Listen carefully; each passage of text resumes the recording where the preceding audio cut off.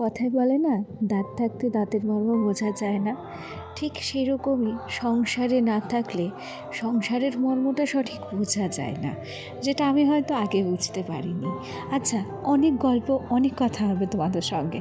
তার আগে চলো নিজের পরিচয়টা দিয়ে নিই। নমস্কার, কেমন আছো সবাই? আশা করছি সবাই ভালো আছো, আর আমরাও বেশ ভালো আছি।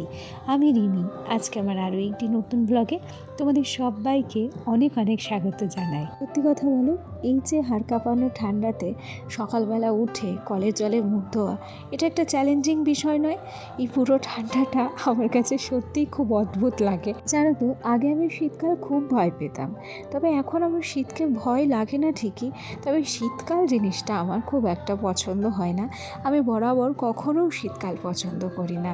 আর তার উপরে যখন বরের সঙ্গে কোয়ার্টারে থাকতাম, সেই যে বাঁকুড়া, পুরুলিয়া, দুর্গাপুরের ঠান্ডাটা আমি অনুভব করে এসেছি, সেই ঠান্ডার তুলনায় আমাদের এখানের ঠান্ডাটা অনেকটা অন্যরকম, জানো। যাই হোক, দেখো আজকে এত সকাল সকাল ব্লগ শুরু করেছি। ওই যে খেয়াল করে দেখো, পূর্ব আকাশে সূর্যদেব একদম একটা গোল থালার মতো আলোকিত হয়ে উঠছে, চারিদিকটা লাল হয়ে গেছে। আর আজকে জানো তো, একটু কুয়াশাও পড়েছে। যাই হোক, সকাল সকাল উঠে আমি কিন্তু মুখটা ধুয়ে নিয়েছি, তারপরে বাসি নাইটিটা চেঞ্জ করে নিয়েছি। এখন ঘরের সামনে একটু জল দিয়ে নেব। প্রত্যেক দিন ঘরের সামনে জল না দিলেই নয়। ঘরের সামনে জল দেওয়ার পর আর আমি দেরি করিনি, ঝটপট আমি কিন্তু টেবিলটা বার করে নিয়েছি। সোনা এখনও পর্যন্ত ঘুম থেকে ওঠেনি, এরপর ওকে ঘুম থেকে তুলতে হবে, ব্রাশ করাতে হবে, আজকে ওর স্কুল নেই। যাই হোক, এদিকে খেয়াল করো, প্রত্যেকটা দিনের মতো আজকেও আমাদের উঠোনে কিন্তু মারুলি দেওয়া হয়েছে। এই গোল গোল যে ছোট ছোট ল্যাপাগুলো, এগুলোকে কিন্তু মারুলি বলে। আমরা তো মারুলি বলি, এখন জানি না তোমরা কি বলো। আর উঠোনের প্রত্যেকটা জায়গা থেকে শুরু করে তুলসী তলার সামনে পর্যন্তও দেওয়া হয়েছে, যেটা কিনা দিয়েছে কিন্তু আমার শাশুড়ি মা। সত্যি কথা বলি, ওনার জন্য আমার সংসারের অনেক কাজ কম থাকে। উনি সকালবেলা উঠে অনেক কাজকর্মগুলো করে। হ্যাঁ, আমাদের রান্না বান্না আলাদা হয় ঠিকই, তবে উনি যে সমস্ত কাজগুলো করে সেগুলো যদি আমাকে করতে হতো, তাহলে আমি না হয়তো সারাদিনের সময়ই পেতাম না তোমাদের কাছে পৌঁছানোর। আচ্ছা, এদিকে আমার ছেলে কিন্তু উঠেও গেছে। ওকে আমি একদম শীতের জামা কাপড় পরিয়ে রেডি করিয়ে দিয়েছি। আর ওদিকে তোমরা খেয়াল করেছো, আমাদের যে লক্ষ্মী জবা গাছটা, সেটা কিন্তু আজকে জোড়া ফুল দিয়েছে। ভারী সুন্দর লাগছিল দেখতে। আচ্ছা, ছেলে সকালবেলা একটু দুষ্টুমি শুরু করেছে। আমি যে ব্রাশটা রেডি করেছিলাম, ও আসতেই চাইছিল না। আজ সকালবেলা এক প্রকার আমার সোনার উপরে আমি রাগই করেছি। ওকে কথা বললে বেশিরভাগ সময় ও কথা শুনতে চায় না।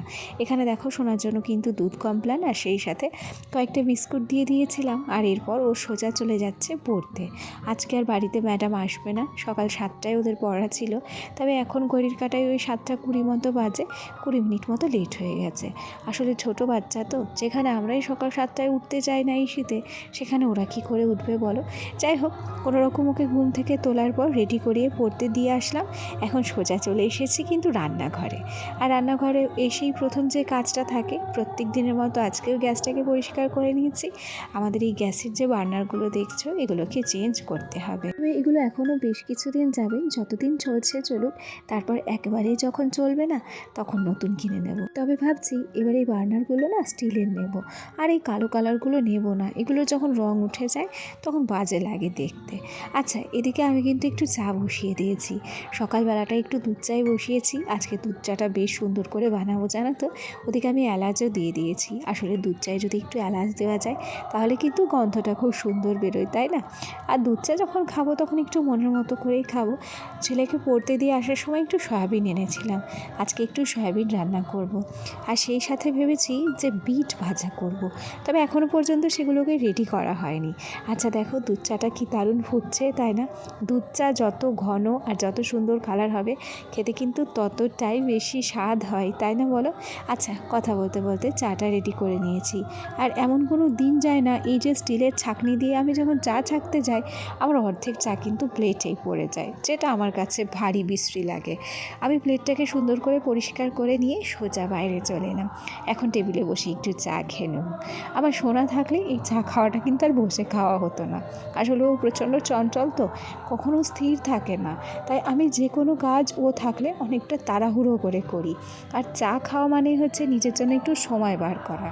তাই এই নিজের জন্য সময়টুকুও যদি না পাই, সারা দিনটা আমার যেন অন্যরকম কাটে। আচ্ছা, এখানে আমি কিন্তু বিট রেডি করে নিয়েছি, সয়াবিনও আমার রেডি হয়ে গেছে, সেদ্ধ করে নিয়েছি।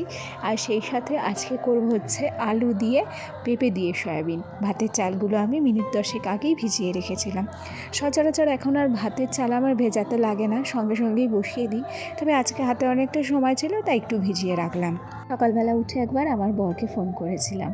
আসলে কি বলতো, সারাদিন সংসারের কাজে আমিও ব্যস্ত থাকি, সারাদিন ডিউটির চাপে অফিসের চাপে সেও ব্যস্ত থাকে।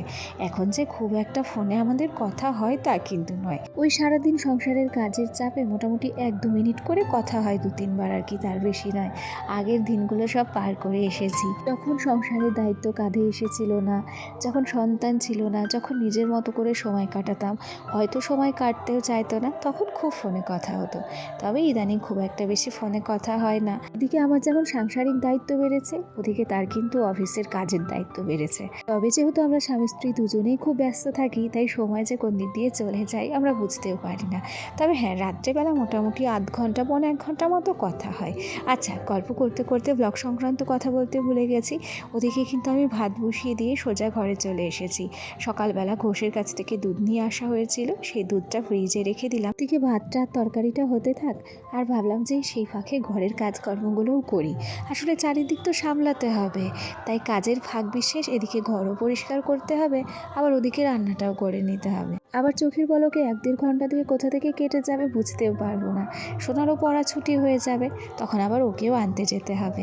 যাই হোক, গল্প করতে করতে ওদিকে আমি এই ঘরে টুকিটাকি কাজকর্মগুলো সেরে নিলাম। বিছানাপত্রের উপরে যে কম্বল টম্বলগুলো ছিল সেগুলোও আমি সুন্দর করে ভাঁজ করে নিয়েছি এবং সেগুলোকে আমি ভরে রেখেছি শোকেসের মধ্যে। এখন হালকা হাতে চেয়ারটাকে পরিষ্কার করে নিচ্ছি। এদিকের ঘরের টুকিটাকি কাজ যতটা কমপ্লিট করে নিতে পারবো ততই কিন্তু আমার চাপ কমে যাবে। আচ্ছা, ভিডিওর এ পর্যায়ে এসে একটা কথা বলি। এখনও পর্যন্ত যারা যারা আমার ভিডিওটি দেখছো অথচ লাইক করতে ভুলে গেছো, প্লিজ ভিডিওটিতে একটা লাইক করে দিও, আর সেই সাথে একটা মিষ্টি কমেন্ট করো। কেন কি তোমাদের ছোট্ট একটা লাইক আর তোমাদের মিষ্টি একটা কমেন্ট আমাকে আরও নতুন নতুন বন্ধুদের কাছে পৌঁছতে সাহায্য করবে। হাতে একটা মিনিটও নষ্ট করার মতো সময় নেই। এই সুযোগে আমি হালকা করে আমার আলনাটাকে ডাস্টিং করে নেব এবং শোকেসটাকেও ভেবেছি ডাস্টিং করে নেব। সত্যি কথা বলি, প্রত্যেক দিনের ডাস্টিং ক্লিনিং করা আমার একটা অভ্যেসে পরিণত হয়েছে। এগুলো যদি আমি না করি তাহলে মনেই হয় না যে আমার কোনো সাংসারিক কাজ সম্পূর্ণ হলো। সত্যি কথা বলতে কি বলতো, ছেলেটা পড়তে যায়, স্কুলে যায়, বর থাকে অফিসে, তার সঙ্গে খুব একটা যে কাজের চাপে কথা হয় তাও কিন্তু নয়। কোনো না কোনো কিছু নিয়ে আমাকে তো থাকতে হবে, সময় তো কাটাতেই হবে। সেই জন্য নিজেকে ব্যস্ত রাখতে এবং নিজেকে ভালো রাখতে আমি কিন্তু এই সংসারের কাজেই মন দিয়েছি।